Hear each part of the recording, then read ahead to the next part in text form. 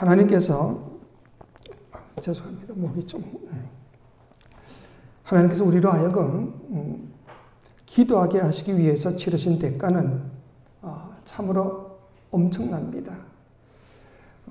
우리를 자녀 삼아주시고 하나님을 아버지라고 부르고 기도의 탐정을 얻도록 하기 위해서 하나님은 하나밖에 없는 독생자 예수 그리스도를 십자가에 피 흘려 죽게 하셨습니다. 그럼 하나님은 왜 이런 희생을 치르시면서까지 우리로 하여금 기도하게 하시는 건가? 우리가 살아가는 이 세상이 너무나 험악하기 때문에 그런 겁니다. 우리들이 살아가는 이 세상을 조금만 더 깊이 들여다보면 정말 비명을 지르고 통곡하고 눈물을 흘리지 않을 수 없을 만큼 그렇게 끔찍하고 악하고 더러운 일들이 너무나 많습니다.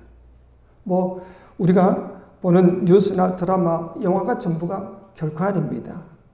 아마 지금 여러분들 가운데서도 세상의 여러 가지 악한 일들로 인하여서 말할 수 없는 고통을 겪고 눈물밖에 나지 않는 그런 사람들 또한 아마 분명히 있을 겁니다. 전 세계 곳곳을 돌아보면 정말 우리는 상상도 할 수 없을 만큼 그런 끔찍한 일들이 참으로 많이 일어나고 있다 하는 것이에요. 그러니까 어떤 사람은 이런 악한 세상을 보면서 하나님을 믿지 못하겠다고 그런 사람들이 있습니다. 하나님이 살아계시면 왜 세상이 이렇게 악한가 그 말이지요.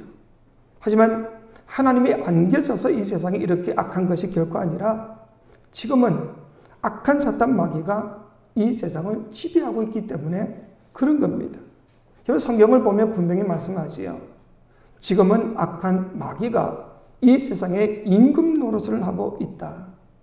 그렇기 때문에 우리가 아무리 잘 살아보려고 이를 악물고 그렇게 결심을 한다 할지라도 우리가 정말 잘 살아보고 올바르게 살고 정직하게 살려고 한다 할지라도 내 뜻대로 그렇게 되는 것이 아니더라 그 말입니다. 여러분 어느 정부, 어느 대통령이 못하고 싶은 그런 분이 어디 있겠습니까? 그런 대통령, 그런 나라가 어디 있겠습니까? 다 잘하고 싶지요. 근데 안 되는데 어떻게 합니까? 여러분 그렇기 때문에 하나님의 존재를 믿지 못하고 사탄의 존재, 이 악의 존재를 인정하지 않으면 반드시 실패할 수밖에 없는 겁니다. 개인의 문제든 교회의 문제든 나라의 문제든 그 모든 배경에는 이 영적인 문제가 있다는 사실을 우리가 분명히 아셔야 합니다. 그런 이유 때문에 하나님께서 우리에게 기도의 문을 열어주신 거지요. 기도가 아니고서는 절대로 이 세상을 이길 수가 없기 때문에 그런 겁니다. 기도하지 않으면 여러분 영적인 문제는요 절대로 이길 수가 없습니다. 의욕이 있다고 해서 내가 지식이 많다고 해서 내가 무슨 명예가 권력이 있다고 해서 우리가 결코 이길 수 있는 것이 결코 아닙니다. 영적인 존재는 영적으로밖에 대결할 수밖에 없는 겁니다. 그렇기 때문에 하나님이 힘들어요. 원수 갚아주세요. 그렇게 어려운 문제 해결해 달라고 자신의 모든 것을 해결해 달라고 그렇게 기도할 것이 아니라 지난주에 제가 말씀을 드렸듯이 우리 속사람의 강건함을 위해서 예수 그리스도의 사랑을 제대로 알고 깨닫고 믿음으로 하나님이 역사하실 수 있는 그런 영적 강건을 위해 기도하실 수 있기를 주의 이름으로 축원합니다. 오늘 이 본문은 다윗의 기도문이지요. 근데 지금 처한 다윗의 상황은 악한 자들로 인하여서 말할 수 없는 고통을 당하고 있었던 겁니다. 그래서 하나님께 부르짖지요. 먼저 1절에 보니까 부르짖는 내 음성에 귀를 기울여 주십시오. 여기서 말하는 다윗의 부르짖는 기도는 어떤 기도인가? 살려주세요. 나를 도와주세요. 원수 갚아주세요. 그런 것을 우리는 무슨 부르짖는 기도라고 생각하지만 오늘 이 본문을 자세히 읽어보시면 다윗은 조금 다른 좀 이상한 기도를 지금 드리고 있습니다. 4절에 보니까 내 마음이 악한 일에 기울어지지 않게 해 주십시오. 악한 일을 하는 자들과 어울려서 악한 일을 하지 않게 도와주십시오. 그들의 진수성찬을 먹지 않게 해 주십시오. 다윗이 지금 그런 기도를 드리고 있습니다. 어떤 사람의 기도를 들어보면 그 사람의 영적인 상태, 마음의 상태를 대충 짐작할 수가 있죠. 우리의 기도는 다 똑같지가 않습니다. 다윗은 지금 악한 자들로부터 우리 이제 옳다 그러다 그냥 따지지 말고 그냥 밥도 같이 먹고 함께 잘 지내보자. 그냥 뭐 좋은 게 아니냐. 아마 그런 제안을 받았던 것 같습니다. 만약 이 제안을 받아들이기만 하면 다윗은 평안을 누릴 수가 있지만 이후에는 계속 악한 자들과 함께 할 수밖에 없는 거지요. 그래서 다윗은 그 제안을 단호하게 거절합니다. 지금 당장 자기에게는 유익이 되고 무슨 편안이 올지 몰라도 악한 자와는 결코 함께 할 수가 없다. 그게 다윗의 결심이었습니다. 그런데 이런 제안을 했던 그 악한 자들이 어떤 자들인가? 6절에 보면 그들이 통치자들, 소위 권력의 실세라는 겁니다. 그렇기 때문에 사실 이런 통치자의 제안을 거절하게 되면 자기에게는 엄청난 고통과 아픔이 따른다는 것 다윗이 분명히 알게 됩니다. 그래서 실제로 2절에 보면 이 일로 인해서 다윗은요, 그 하나님 앞에 제사를 드릴 수 없는 형편에까지 이르게 됩니다. 왜? 당시 모든 제사는 예루살렘 성전에서만 제사를 드릴 수가 있었는데 이 다윗이 악한 자들과 함께하지 않음으로 인해서 다윗을 성전에서 배척한 겁니다. 그렇기 때문에 이 제사를 드리려고 해도 성전에 들어갈 수 없으니 제사를 드릴 수가 없는 것이요. 그래서 다윗은 뭐라고 기도하는가 하면 하나님, 내 기도가 하나님께 드려지는 분향이 되고 내 손을 들어 기도하는 것이 하나님께 드려지는 제물이 되게 해주십시오. 그렇게 기도합니다. 즉 다윗이 성전에는 들어가지 않지만 자기가 어디에 있든지 간에 자신의 있는 모습 그대로 주님 앞에 예배드리면 그것이 주님께 흠양되는 모든 온전한 제사가 되게 해달라. 그렇게 기도하고 있습니다. 그러면서 다윗은 그 다음에 보면 3절에 보면 자기 입술을 조심하게 해달라. 즉 말조심을 하게 해달라. 그렇게 기도합니다. 우리 3절 우리 같이 한번 봅시다. 시작. 주님,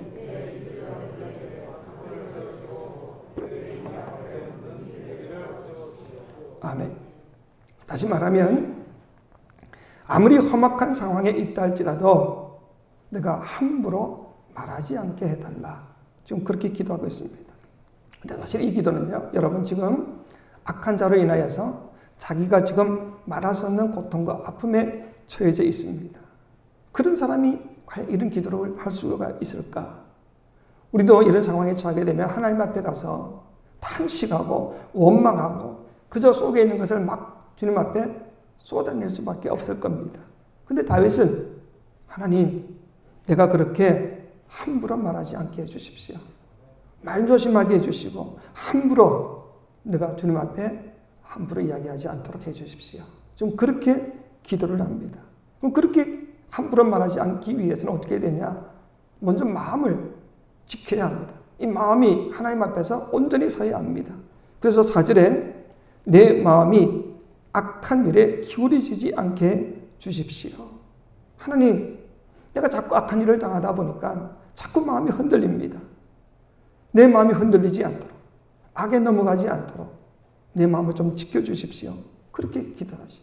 그래서 4절 끝에 보니까 악한 일을 하는 자들과 어울려서 악한 일을 하지 않게 도와주십시오. 그들의 진수성찬을 먹지 않게 해 주십시오. 악을 도모하는 사람과 함께 그 말에 동조도 좀 해주고 그 비위를 좀 맞춰주면, 그래서 그 악한 일에 함께 어울리게 되면, 동참하게 되면 진수성찬을 먹을 수가 있다. 그 말입니다. 여기서 말하는 진수성찬이라는 것은 권세와 영화를 누리는 것을 말하고 있습니다. 그러니까 악한 자와 손을 잡기만 하면 언제든지 밥도 얻어먹고 대접도 받고 뭐 그렇게 편안하게 떵떵거리며 살 수가 있다. 하지만 다윗은 이 모든 것을 다 포기하겠다는 겁니다. 사업을 하시는 어느 장로님이 계셨습니다. 참 열심히 신앙생활하고 또 열심히 주님 앞에 기도도 했지만 10년 동안 참 많은 어려움을 겪었습니다. 도무지 자기 사업이 잘 풀리지가 않는 겁니다. 근데 어느 날 10년 만에 큰 기회가 왔습니다. 정말 기도한 보람이 있구나 말할 수 있을 정도의 대박을 터뜨릴 좋은 기회가 찾아왔습니다. 근데 문제가 하나 있는데 법을 어겨야 되는 문제가 있는 겁니다. 여러분들은 이런 경우 어떻게 하시겠습니까? 그저 눈 한번 질끈 감고 도장만 찍으면 지금까지 고생이 다 보상이 되고 이후에도 참 편안한 삶이 보장될 수 있다고 한다면 여러분들은 어떻게 하시겠습니까? 여러분, 우리는 정신을 좀 바짝 차려야 됩니다. 10년 동안의 연단의 그 결과가 법을 어기는 그 계약서에 도장을 찍을까 말까 그런 고민을 하려고 그동안 연단 받은 것이 결코 아니지 않습니까? 여러분, 진수성찬 앞에서 우리가 마음이 흔들려서는 결코 안 된다 그 말입니다. 죄악의 유혹 앞에서 우리는 너무나 쉽게 무너지는 것을 볼 수가 있습니다. 그렇게 기도를 많이 했음에도 불구하고 이 유혹 앞에 흔들리는 사람들이 참 많습니다. 그러니 기도를 많이 했냐 적게 했냐 그게 문제가 아니라 정말 우리는 똑바른 기도, 올바른 기도를 드릴 수가 있어야 됩니다. 다윗은요, 악한 자와는 결코 어울리지 않겠다 결심했을 뿐만이 아니라 그는 성도들의 빛 가운데 교제하기를 원한다 그렇게 말씀하고 있습니다. 다시 말해서 악한 사람에게 대접받는 것보다는 차라리 성도의 책망을 더 원하겠다. 그래서 5절에 이렇게 말씀하지요. 여러분, 우리 5절 같이 한번 봅시다. 시작. 의인이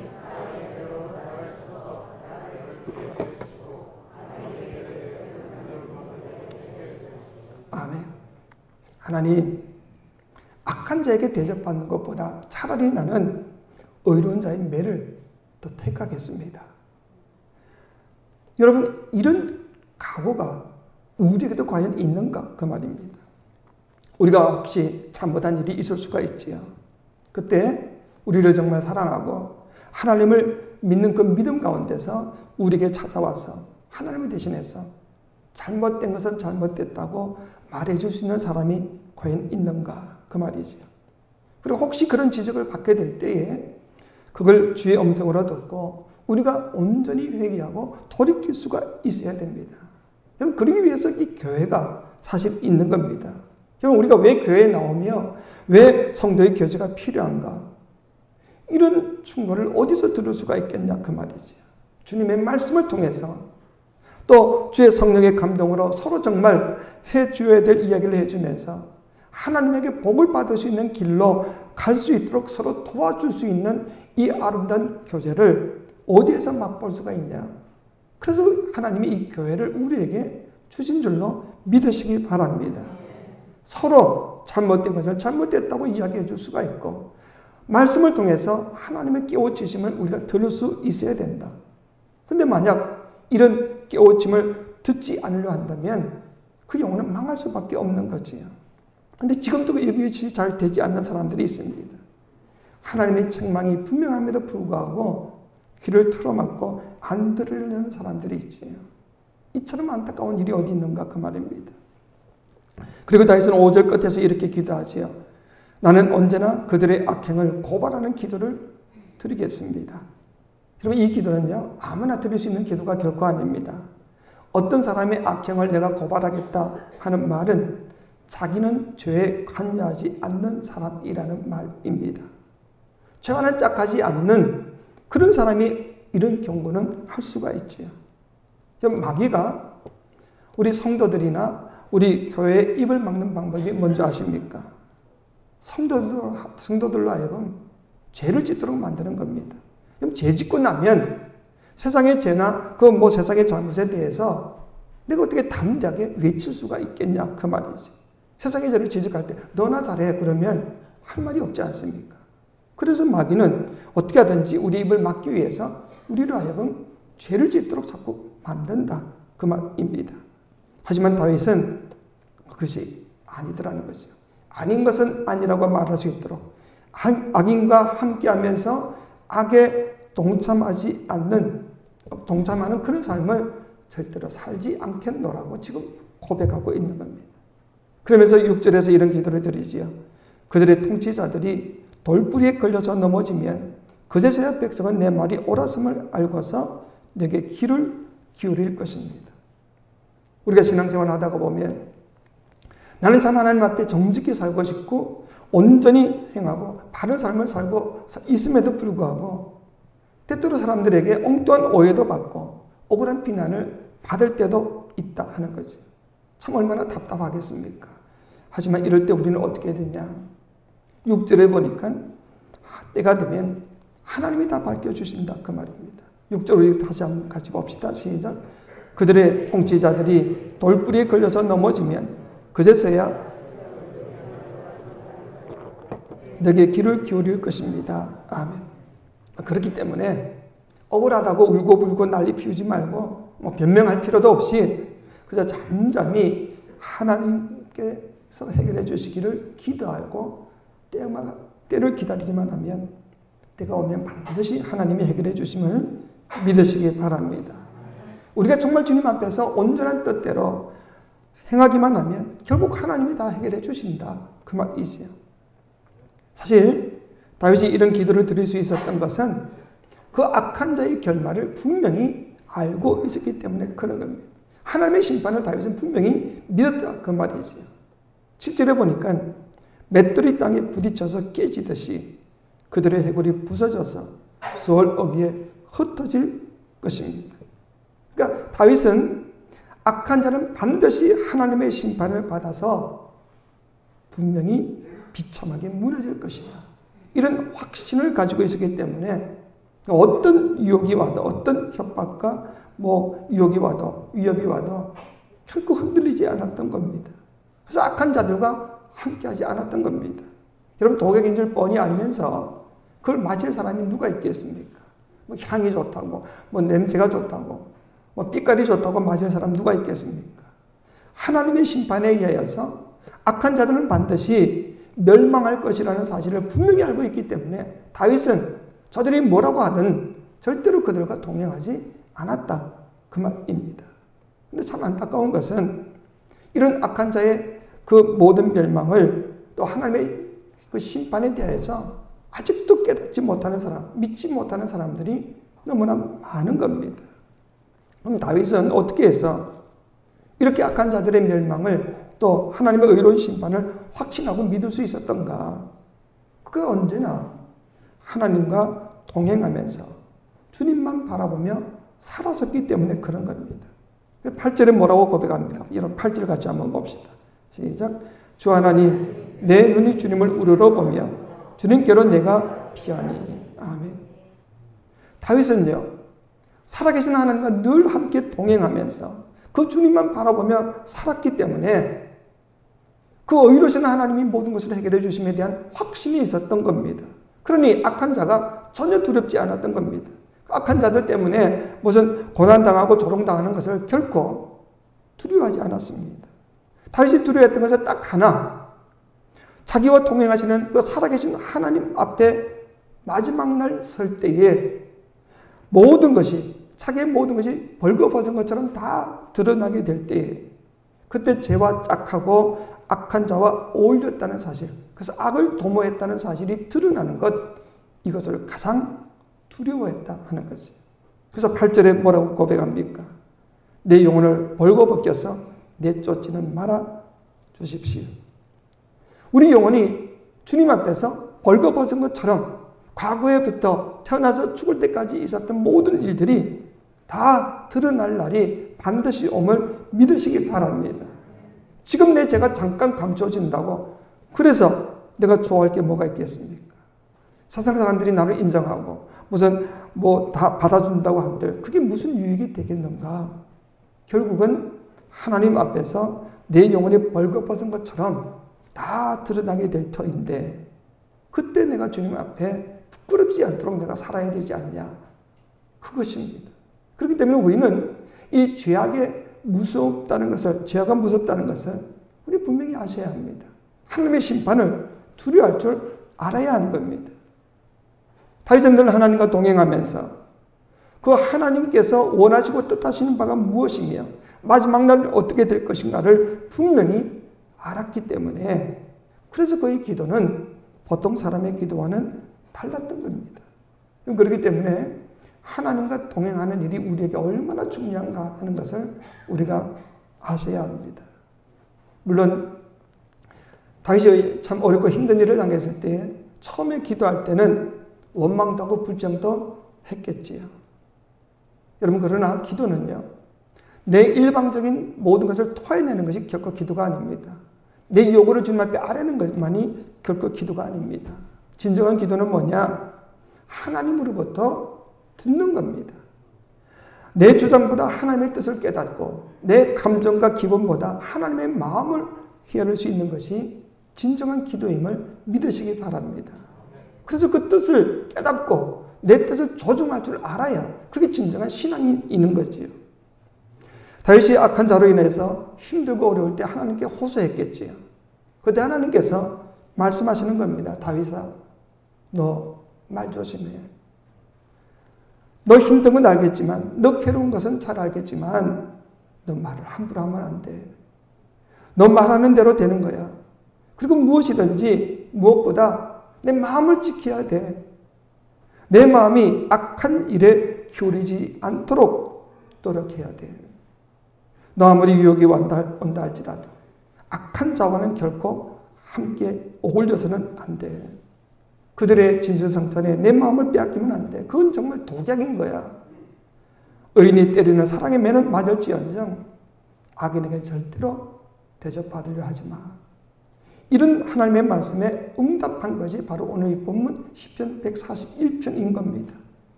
여러분, 이거는 141편은 10절밖에 되지 않기 때문에 우리가 읽으면 한 1, 2분 만에 다 읽을 수 있지만 사실 이 다윗은요, 이 시를 쓰면서 한두 시간에 쓴 게 결코 아닙니다.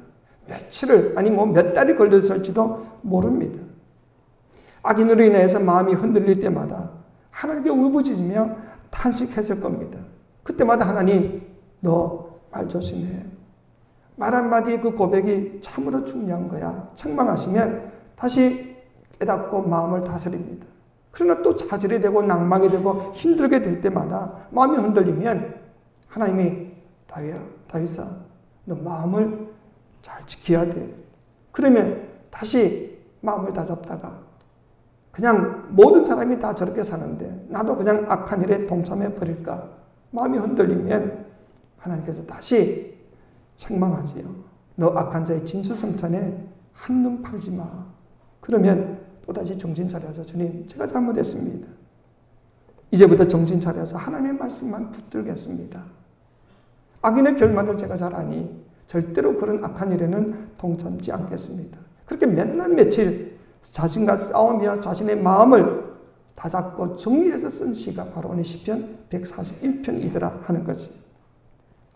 여러분, 다윗이 이렇게 늘 하나님의 뜻과 하나님의 마음에 자신을 맞추며 살았던 사람이기 때문에 하나님이 다윗을 그토록 아끼고 사랑하셨던 겁니다. 이런 다윗의 삶의 위대한 그 점을 알았던 사도 바울이 그래서 사도행전 13장 22절에서 이렇게 적어놓지 않습니까? 우리 같이 한번 봅시다. 시작. 다윗을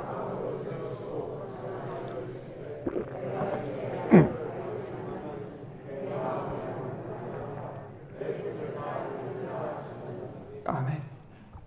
하나님께서 다윗을 그렇게 사랑하신 그 이유는 한 가지입니다. 하나님의 마음에 맞는 사람이더라는 거죠. 다윗과 하나님의 마음이 하나가 되었다는 겁니다. 그거 하나밖에 없습니다. 다윗의 기도가 바로 이 증거가 아닙니까? 다윗은 그저 살려달라, 도와달라, 원수 갖게 해달라 그렇게 기도하지 않습니다. 하나님, 제가 말 한마디라도 악한 말 하지 않도록 해 주십시오. 악인들과는 정말 다르게 살게 해 주십시오. 악한 자의 진수성찬에 참여함으로 그들과 함께 악을 행치 않도록 도와주십시오. 그 기도를 했던 겁니다. 그게 바로 하나님의 마음에 맞는 기도였기 때문에 하나님이 다윗을 그렇게 귀하게 여기신 겁니다. 이런 모든 것을 옆에서 지켜보고 자랐던 그 아들 솔로몬 역시 마찬가지지요. 하나님께서 솔로몬에게 너 뭘 원하든지 내가 다 들어주마. 그렇게 했을 때 솔로몬은 뭐라고 합니까? 하나님이 나에게 맡기신 이 백성들을 잘 다스릴 수 있는 지혜를 주십시오. 그 말이 하나님의 마음에 맞았던 겁니다. 부귀영화도 구하지 않고 다른 것 절대 구하지 않고 하나님의 마음에 맞는 그 기도를 들었기 때문에 지혜뿐만 아니라 그 부귀영화까지 다 주셨다고 그렇게 기록하지 않습니까? 여러분들 역시 이런 복을 누릴 수 있기를 주의 이름으로 축원합니다. 하나님의 마음에 맞기만 하면, 하나님의 마음에 맞는 기도를 드릴 수만 있다고 그런다면 우리는요, 상상도 할 수 없는 놀라운 축복을 받을 수 있음을 믿으시기 바랍니다. 어떻게 하면 우리도 이렇게 하나님의 마음에 맞는 그런 기도를 드릴 수가 있는가? 무슨 공부를 더 해야 되는 것도 아니고 노력을 더 해야 되는 것도 아닙니다. 우리는 오직 주님만 바라보며 주님과 동행하기만을 힘쓰면 이런 기도를 드릴 수 있음을 믿으시기 바랍니다. 내가 늘 주님을 바라보고 주님과 동행하며 살다고 한다면 자연히 주님이 주신 말씀에 내가 귀가 뜨이게 되고 그러는 가운데에 주의 뜻을 깨닫게 되지요. 그리고 내 마음속에 있는 상처와 아픔과 모든 것들은 치유될 뿐만 아니라 내 생각이 바뀌게 되고 내 마음과 내 모든 것들이 하나님의 마음과 하나님의 뜻과 조율이 되는 겁니다. 자연히 하나님의 뜻을 헤아리게 되고 그 마음을 헤아려서 그 뜻에 맞는 기도를 드릴 수밖에 없는 겁니다. 그렇기 때문에 그저 하나님 이것 해결해 주세요, 저것 해주세요, 그렇게 기도하지만 말고 주의 말씀에 귀를 기울이며 주님이 기뻐하시는 그 기도를 드릴 수 있도록 늘 주님과 동행하기를 힘쓸 수 있기를 주의 이름으로 축원합니다. 반드시 주님이 응답하실 겁니다.